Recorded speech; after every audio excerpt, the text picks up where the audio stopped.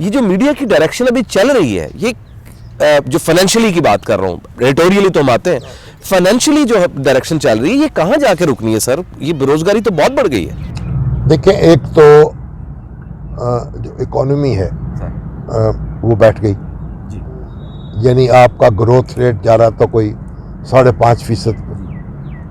فراٹے بھر رہے تھے آپ، اور وہ پھر منفی ہو گیا،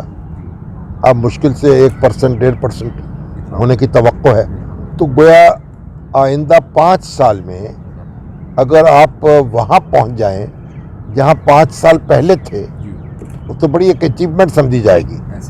تو یہ ایک سیٹ بیک ہوا، اور پھر ہماری جو موجودہ حکومت ہے اس نے ہاتھ بھی روک لیا، اس نے جو یعنی ایلوکیشنز تھیں جو پبلسٹی کے لیے، ایڈورٹیزمنٹ کے لیے، اس میں کمی کر دی،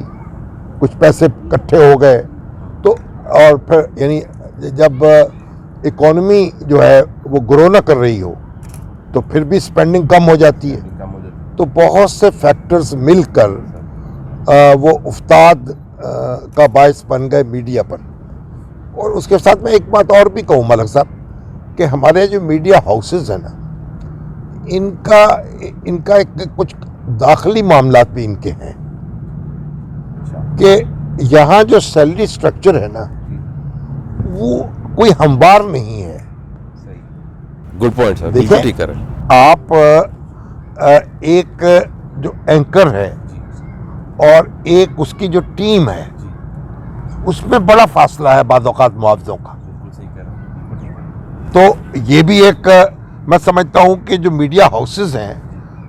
انہوں نے ایک اس کو اس طرح سے ڈیزائن کیا ہے ایک کو شو بز کے طور پر، اور سارے کارکنوں کی بہبود جو ہے اس کو نظر انداز کیا ہے۔ تو اب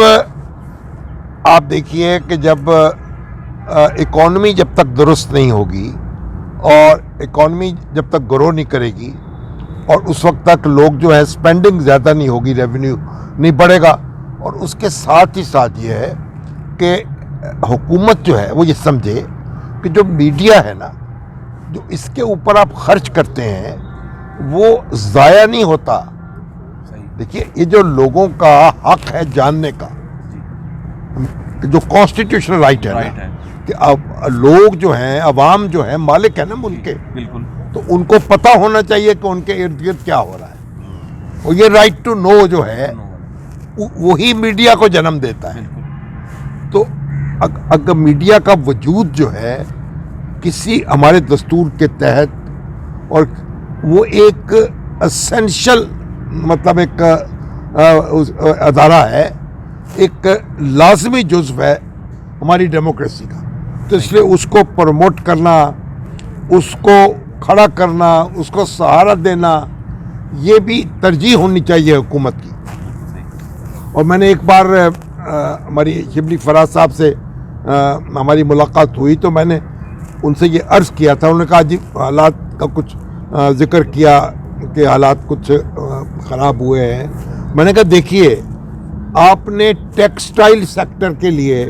تو مراعات کا اعلان کر دیا، آپ نے مختلف کنسٹرکشن کے لیے کر دیا، تاکہ آپ یہ چاہتے ہیں کہ یہ سیکٹرز آگے بڑھیں، ان کو آپ سہارا دے رہے ہیں، آپ ان پہ سینکڑوں ارب روپے خرچ کر رہے ہیں، انویسٹ کر رہے ہیں۔ تو اس کا مطلب آپ یہ چاہتے ہیں کہ اکانومی جو ہے اس کا پہیہ چلے،